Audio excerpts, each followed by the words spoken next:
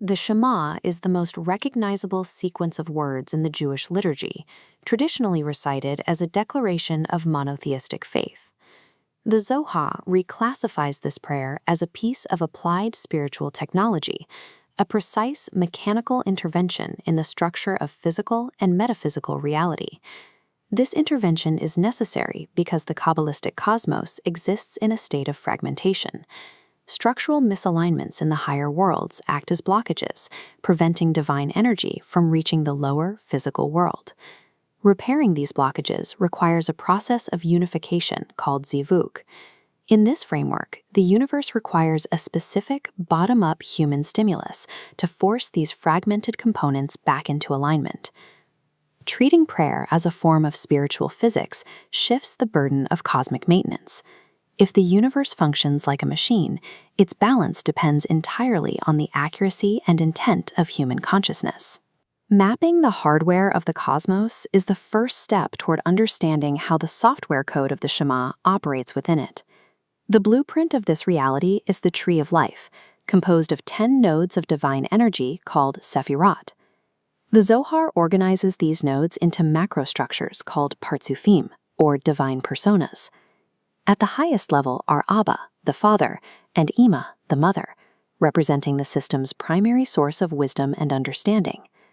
Below them is Zer Anpin, or the groom. This structure encompasses 6 middle sephirot and serves as the central conduit for routing energy through the system. At the base of the diagram is Malkut, the bride. This node represents our finite physical reality, which currently sits isolated by a severe structural gap from the conduit above. Bridging this specific gap between Zer Anpin and Malkut is the functional goal of the system, allowing life force to finally flow into the physical world. The text of the Shema acts as a sequential trigger designed to engage this cosmic hardware. The process begins with the practitioner's mental focus, which generates an upward force known as man. This upward intent travels through the dimensions until it strikes the highest nodes. The impact within the Abba and Ima structures causes a sudden energetic flare. This flare fractures into 70 distinct points of light, flooding the upper system with raw energy. These 70 lights coalesce into a reservoir of abundance called motion. This is the fuel required to power the rest of the unification process. Without this human-initiated trigger to generate the necessary motion, the upper worlds remain static, and the physical world remains starved of divine life force.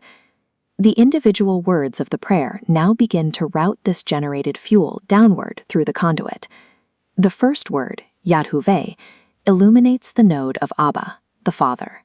Speaking the word Elokeinu activates the Ima node, synchronizing it with the node above. The repetition of the name Yah-Vah-Vahed draws the pooled Mokin down out of the upper worlds and into the central conduit of Zer Anpin. In its baseline state, Zer Anpin is composed of 6 fragmented extremities, making it an unstable container for this energy. The final word of the primary line, Ehad, provides the necessary structural correction. Ehad functions as a structural compressor.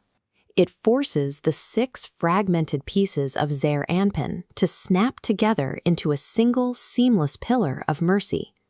The conduit is now aligned, charged, and prepared to transmit energy to the lower world. The focus immediately shifts to the second line of the prayer, Baruch Shem Kavod Malkuto Leolam Va'ed.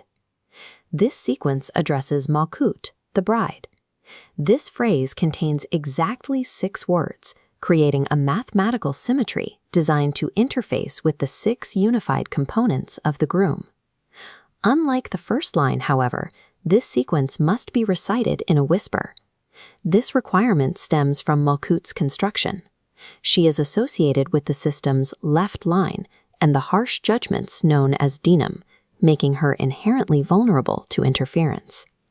The Zohar identifies an antagonist in this system called the Sitra Achra, parasitic forces of fragmentation that seek to siphon divine light from the connection point. Reciting this phrase aloud would expose Malkut's vulnerable energy to these forces, siphoning the life force before the circuit is complete. The whisper functions as a stealth mechanism, a shield deployed to protect the bride as she connects with the groom in hostile territory. This creates a structural anomaly. If the goal is absolute unity, the bride should be described as one to match the groom, yet that word is missing from her sequence. Declaring Malkut as one openly while the Sitra Achra is still active would break the system's security protocols and invite immediate siphoning. The Zohar employs linguistic encryption to solve this. Through a set of letter substitutions, the word Ehad is transformed into Vayek. Vayed operates as a cryptographic lock.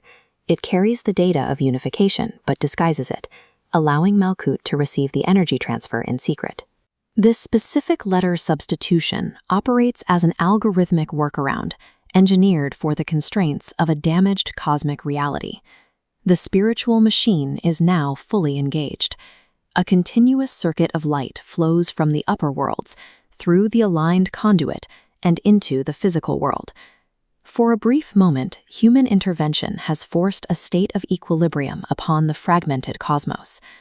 But the Zohar views this equilibrium as a temporary measure until the arrival of an ultimate repaired future state. In this future era, the parasitic forces of the Sitra Achra are entirely eradicated from existence. Without the threat of interference, the stealth protocols of the prayer become obsolete. The cryptographic lock of Va'ed will dissolve, the whisper will end, and the word Ehad will be used openly for both groom and bride. In this Zoharic vision of paradise, the universe no longer requires encryption to function safely. In our present reality, the fragmentation remains, and the lock and the whisper are still required to bridge the gap. Because the cosmos remains in this state of decay, the daily recital of the Shema is more than a religious obligation. It is essential cosmic maintenance, a repetitive, manual alignment of reality. The Zohar presents a universe that remains structurally idle without a human stimulus to initiate its core functions. Human consciousness provides the essential impulse that puts this massive spiritual machine in motion.